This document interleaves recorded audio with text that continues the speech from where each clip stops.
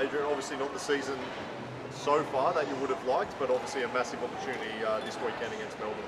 Yeah, it hasn't turned out the way that we'd like. We started well, and to be honest, we've been playing fairly consistently, I think, but just a lot of trouble scoring goals, and it's made it difficult for us to win matches. But really looking forward after a couple of weeks off to getting to Melbourne and putting in a good, strong performance. Why do you think you found it so difficult to find a route to goal?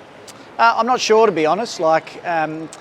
It hasn't been through lack of chance creation, so we've still been creating chances and we've still been getting shots on target, but for one reason or another, it's hard to put your finger on it, but maybe a little bit of form, a little bit of confidence in some of our attacking players, and probably a little bit of inconsistency in the lineup as well haven't helped.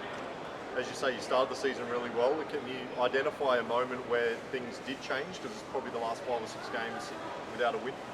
Yeah, not really. There wasn't really one moment where things changed, but it was more just our inability to probably retain possession in the final third in some of the games that we played after our good run to start, and then from there, confidence drops a little bit, and it can be really hard to change momentum, within games and within seasons as well. So we've just been working really hard on trying to improve each week, and we know that if we keep putting in strong performances, eventually we'll get the rewards. When you look at the table, you're still within touching distance of the finals. Is it still about the process, or is it every game's a grand final from now on?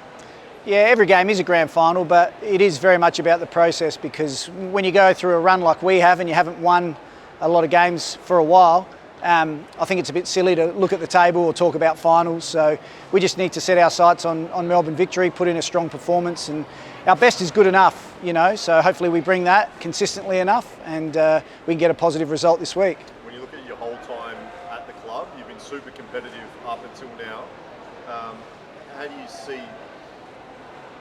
How do you identify that dip, that drop off from previously you were really pushing to make finals? Yeah, I still think we're really competitive. It hasn't been that we haven't been competitive this year.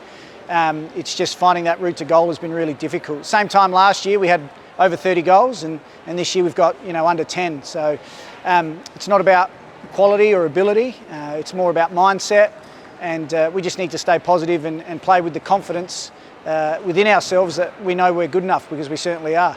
The Women's World Cup only 5 months away now. Do you fear that maybe for someone like Dylan, being in a side that's not at the top of the table could hinder her chances? I don't think so, because I think Dylan's form's been really consistent, and she's been one of our strongest performers across all the games, whether we're winning or losing. So if anything, I think it speaks highly to just how quality a person and a player she is, that in a side that's struggling for results, she's still been playing really consistently. And just your thoughts on the Pride Cup, obviously a great initiative and a great opportunity for a doubleheader, and for Adelaide United to put themselves in that space, in the forefront of that Pride space. It was a fantastic event to be a part of last year, probably one of our best performances for the season as well, against Melbourne Victory, and just really glad that both clubs have got behind it and thrown their support behind it for the next few years. So we're hoping it'll be a great event again in Melbourne, and we're sure it will be, and we're really happy to be a part of it.